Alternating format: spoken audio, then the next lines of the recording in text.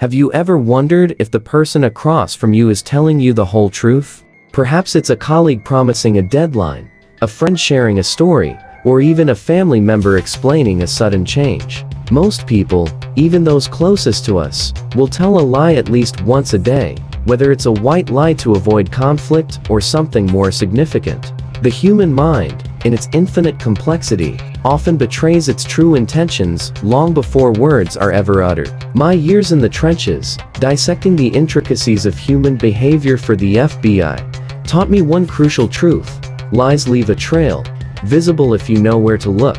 They manifest in subtle twitches, shifts in tone, and fleeting expressions that the conscious mind attempts to suppress, but the subconscious broadcasts loud and clear. It's not about being cynical. It's about being observant. It's about understanding the silent language that speaks volumes. For instance, consider the common scenario of someone being asked a direct question they wish to avoid. Their immediate, almost imperceptible reaction, a momentary freeze, a slight head tilt, or a brief blink often precedes their verbal response. This isn't about accusation. It's about recognizing the internal conflict. What have you noticed in your own interactions that just felt off? My journey into the labyrinth of human deception began not with textbooks, but with real-world scenarios where lives, careers, and justice hung in the balance. As an FBI consultant, my role was to unpeel the layers of pretense, to find the raw, unvarnished truth beneath the polished narratives. This wasn't just about catching criminals. It was about understanding the human condition, the pressures that lead to deceit, and the universal tells that betray it. I've sat across from some of the most cunning individuals, and also from the most seemingly innocent, and in every case, the underlying mechanisms of deception followed a remarkably consistent pattern. This channel isn't about teaching you to become a human lie detector in the sensationalized Hollywood sense.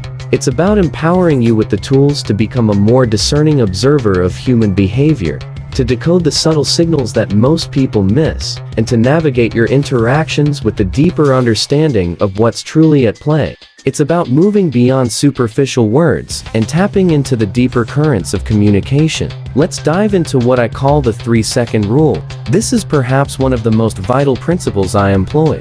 Deception, particularly when it's spontaneous, is an immediate stressor. The body reacts before the mind can fully construct a coherent lie. Think of it like this: when an unexpected threat appears, your body's fight or flight response kicks in instantly.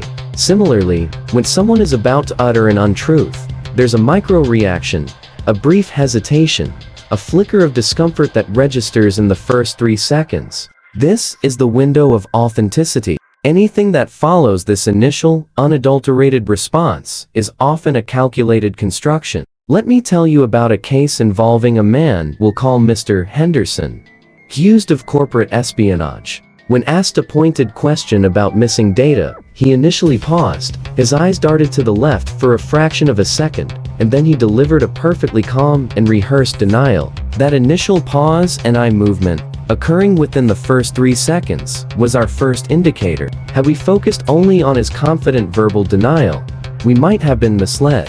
Do you ever notice someone's immediate reaction before they've had time to compose themselves? That initial spark, that fleeting moment, often holds the most genuine information. Next up, we have micro-expression mastery. These are the involuntary, fleeting facial expressions that last only a fraction of a second, often too quick for the conscious mind to register, but potent signals of underlying emotion. There are 5 key micro-expressions that are particularly telling. First, a flash of contempt, where one side of the mouth pulls up in a sneer. This often indicates a feeling of superiority or disgust toward the subject. Second, a brief flicker of anger, tightening of the lips or furrowing of the brow, even if the person is trying to appear calm. Third, fear, characterized by raised eyebrows and widened eyes. This can signal anxiety about being caught. Fourth, sadness, with a slight downturn of the mouth or drooping eyelids. This might indicate regret or despair. And finally, surprise, which is a quick raising of the eyebrows and widening of the eyes before quickly returning to normal. This can betray an unexpected reaction to a question. For example, I recall an individual, let's call her Sarah, who denied any knowledge of a theft. As I presented evidence, her face, for a split second, showed a clear micro-expression of anger followed by fear. Her words said no, but her face screamed yes. The science behind this lies in the limbic system, our emotional brain, which reacts faster than the prefrontal cortex, our rational brain. It's a raw, unfiltered emotional leakage. Have you ever seen someone's face betray their true feelings, even for a moment? Beyond the face, the voice can be a profound conduit of truth, or rare, untruth. Voice pattern analysis involves tuning into subtle shifts in pitch, pace, and the strategic use or avoidance of pauses. When someone is fabricating a story, their vocal patterns often deviate from their normal baseline. An increase in pitch can indicate nervousness or a heightened emotional state. Conversely, a voice that becomes unusually flat or monotonous might suggest an effort to control emotions and present a facade of calm. The pace of speech is also crucial. An acceleration can occur as someone rushes to get through a fabricated narrative, or a deceleration if they are struggling to conjure details. Pauses are particularly interesting. A sudden, unnatural pause before answering a simple question can indicate that the individual is buying time to construct a lie. Conversely, an absence of natural pauses in a complex narrative might suggest it's rehearsed. I remember a suspect who, when asked about his whereabouts during a specific time, usually spoke quite rapidly, but when pressed on the details of his alibi, his pace slowed dramatically, and his voice became noticeably higher, almost strained. He wasn't just thinking, he was manufacturing. The physiological response to lying often constricts the vocal cords, leading to these changes.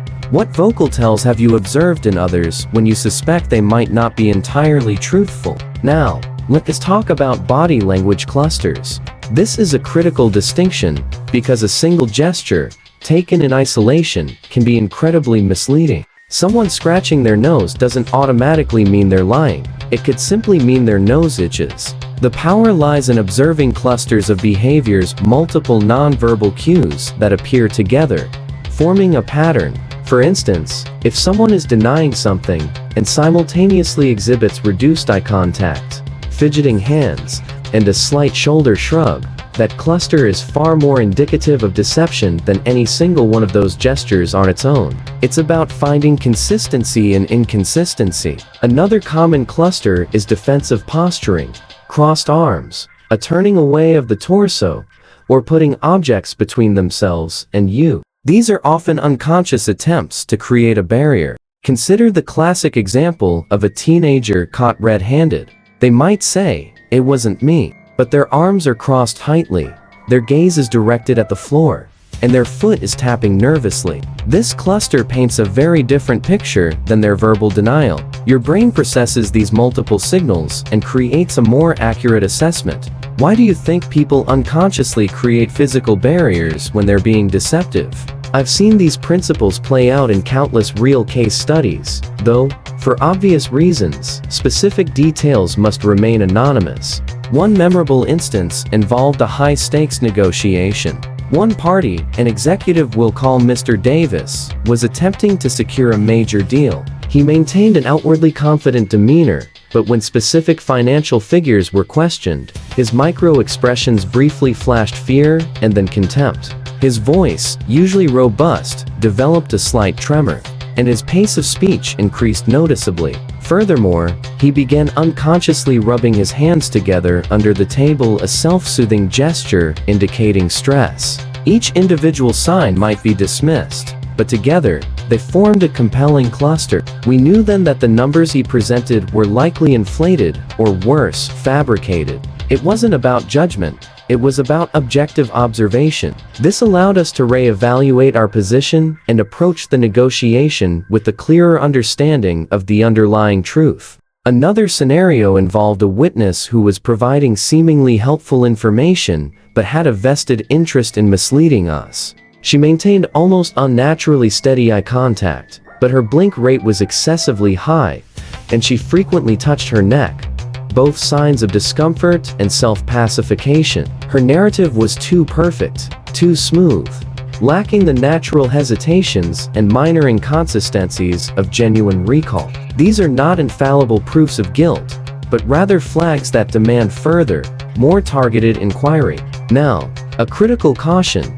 Understanding these techniques is a powerful tool, but like any tool, it must be wielded responsibly and ethically. This isn't about becoming a skeptical, mistrusting individual who sees deceit in every interaction. That path leads to isolation and paranoia. Instead, use these insights to build stronger relationships based on genuine understanding. When you detect a potential discrepancy, it's not an immediate accusation. It's an invitation to dig deeper, to ask more probing questions, to seek clarity, and to build trust through authentic dialogue. Sometimes, what appears to be a lie is simply misunderstanding, fear, or embarrassment. Your goal isn't to expose flaws, it's to uncover truth. And often, truth emerges from a place of empathy and careful questioning, not aggressive confrontation.